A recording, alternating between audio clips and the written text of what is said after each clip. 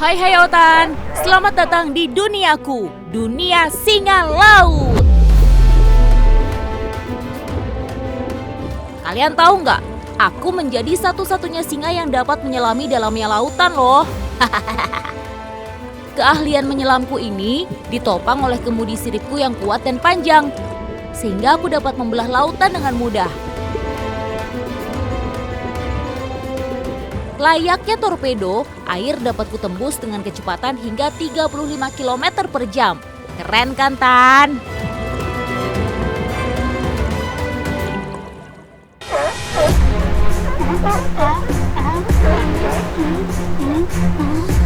Wah, keremak Sob. Otan jadi kepo nih. Kamu itu sebenarnya singa jadi-jadian atau masih ikan-ikanan sih? Sejatinya aku berbeda dengan singa si raja hutan, Tan. Dan meski aku mampu berburu di bawah air hingga kedalaman 300 meter, aku juga bukan tergolong ikan-ikanan. Jangan kaget ya, Tan. Sebenarnya aku ini adalah mamalia. Jadi jangan heran kalau saat berenang, pasti sesekali aku akan keluar untuk menghirup oksigen. Wah. Mamalia, sama kayak Otan dong. BTW, apa nggak repot tuh Sob? Harus keluar masuk air hanya untuk hirup udara segar?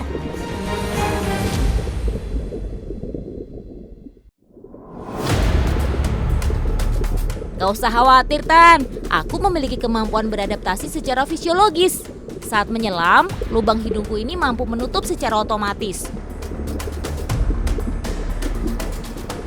Aku juga bisa mengurangi frekuensi detak jantung hingga menghemat banyak oksigen. Dengan begitu, aku mampu menahan nafas hingga 20 menit lebih saat menyelam di lautan. Gitu Sob. Emangnya ngapain juga sih betah banget berlama-lama di dalam air? Otan aja jarang mandi.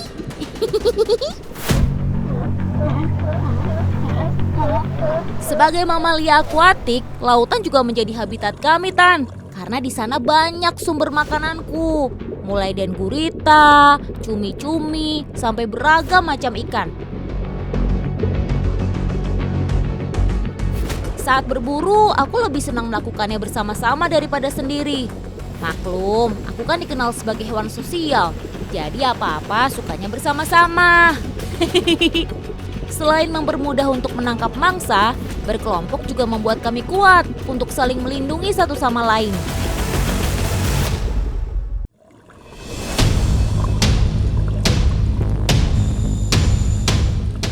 Loh, kalian kenapa Sob? Kok tiba-tiba panik sih? Apa yang terjadi? OMG, itu kan paus orca, top predator yang ada di lautan. Ayo Sob, segera selamatkan diri kalian.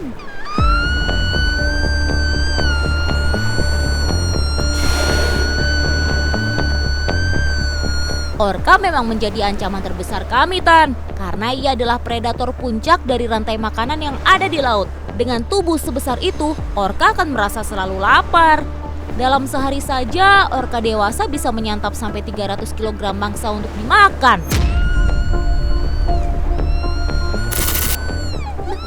Berarti si orca ini yang jadi predator alami kamu juga ya Sob?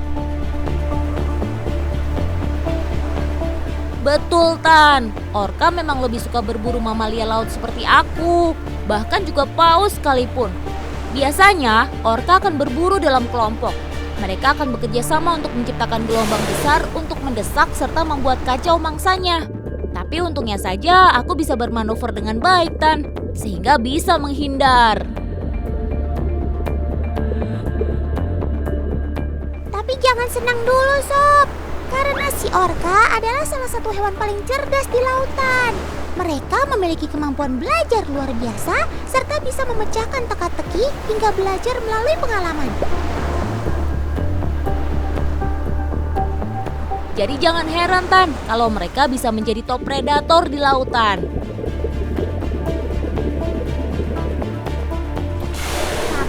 Kadang yang pintar masih kalah sama yang beruntung. Karena kawanan singa laut ini akhirnya bisa selamat dan berhasil kembali ke daratan. Syukurlah.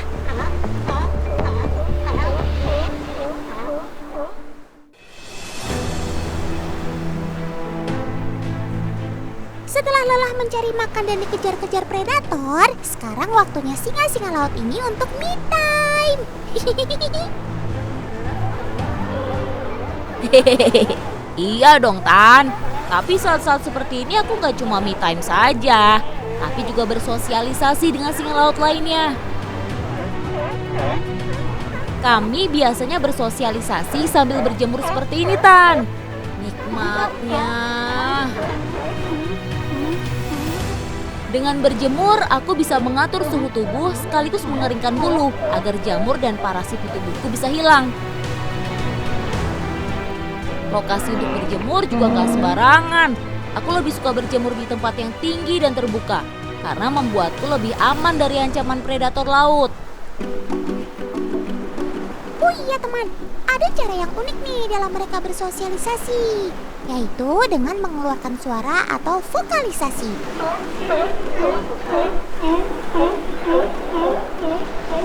Uniknya, setiap singa laut memiliki suara yang berbeda, sehingga mereka bisa mengenali satu sama lain berdasarkan dari vokalisasinya. Keren kan? Oh iya, suara ini ternyata juga sangat penting, terutama bagi induk dan anak, untuk saling menemukan di antara puluhan atau ratusan anggota kelompok lainnya. BTW, ada rahasia lagi nih tentang sobat totan si singa laut ini. Dengar-dengar sih, dia tuh sangat kepo, bawaannya pengen tahu aja. Apalagi kalau yang berhubungan dengan aktivitas manusia, keponya super duper.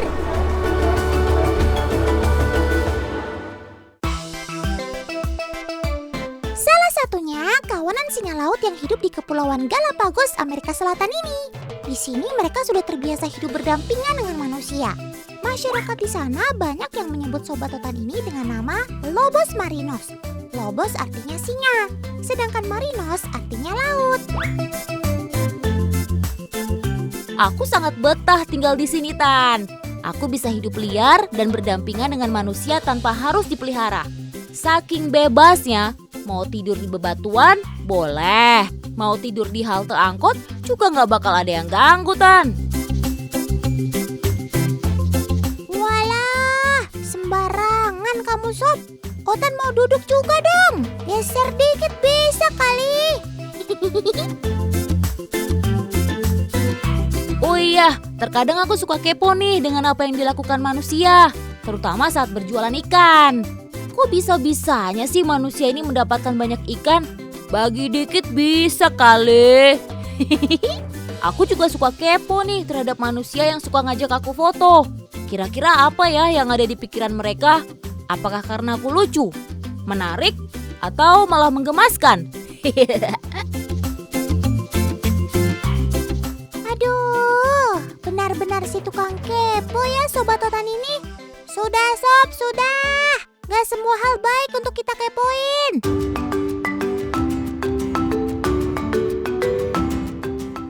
Ternyata gak cuma si singa laut aja nih yang kepo. Tapi ada juga hewan darat yang bawaannya wontono aja. Sama-sama berkumis sih, tapi bentuknya jelas beda banget. Yap, siapa lagi kalau bukan si kucing meong-meong. Miau, miau. Halo Tan, aku adalah si kucing Bengal.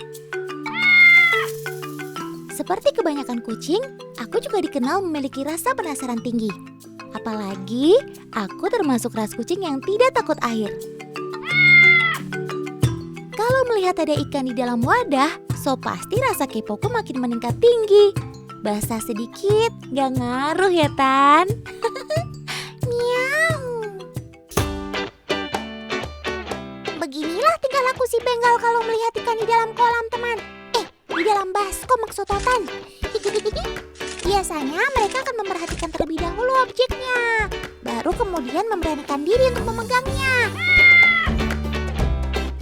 Setelah bahwa itu aman, jangan harap kalau ia bisa berhenti begitu saja. Coba Sob, kekepoan apa lagi yang mau kalian tunjukin ke Otan? Asal tahu aja Tan, aku memiliki tingkat kecerdasan di atas rata-rata jenis kucing lainnya. Bahkan, aku dianggap sebagai salah satu kucing dengan IQ tertinggi. Melihat ada sesuatu yang menarik perhatian, aku dan kawan-kawanku pasti langsung akan sigap bereaksi. Terkadang, rasa penasaranku yang tinggi terhadap benda asing membuat kami otomatis bekerja sama dan kompak. Misalnya saat melihat ada lobster air tawar di daratan ini, Tan. Saking keponya, aku hampir kena jurus capit si lobster.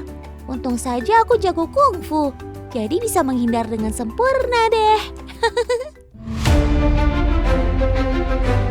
Di balik rasa penasaran yang tinggi, terkadang Sobat Otan ini malah mendapatkan masalah, teman. Karena saat kepo, mereka belum bisa mengidentifikasikan bahwa itu adalah bahaya atau bukan. Nah, kalau yang ini keponya karena diisengin. Lihat aja tuh, mainan bulunya sampai dikaitkan di leher. Lucu banget ya. Pantas saja dari tadi aku kejar gak dapat-dapatan. Pada dasarnya, aku memang suka bermain dan berinteraksi dengan manusia dan juga hewan lain. Oleh karena itulah, jika ada sesuatu yang asing dan bergerak, pasti akan menarik perhatianku. Oh iya teman, tingkat kepo yang tinggi ternyata juga menggambarkan kecerdasan dari si hewan tersebut loh. Jadi kalau mereka lagi kepo, udah biarin aja. Nanti kalau sudah puas dan menemukan jawaban, mereka akan berhenti sendiri kok. Sebagai permintaan maaf karena sudah isengin kalian, Otan mau kasih hadiah deh. Otan, kayaknya kamu salah ngasih hadiah deh. Lihat tuh, aku dan saudaraku jadi makin kepo dan penasaran, bukan malah senang. Walau akhirnya kami tahu ini hanya ikan mainan, tapi rasa ingin tahu kami ini tidak terbendung. Sudah dulu ya Tan, kami mau mengobservasi dulu nih sama si ikan. Iyalah dalah Sob, niatnya bikin kalian berhenti kok malah keterusan sih. Ampun.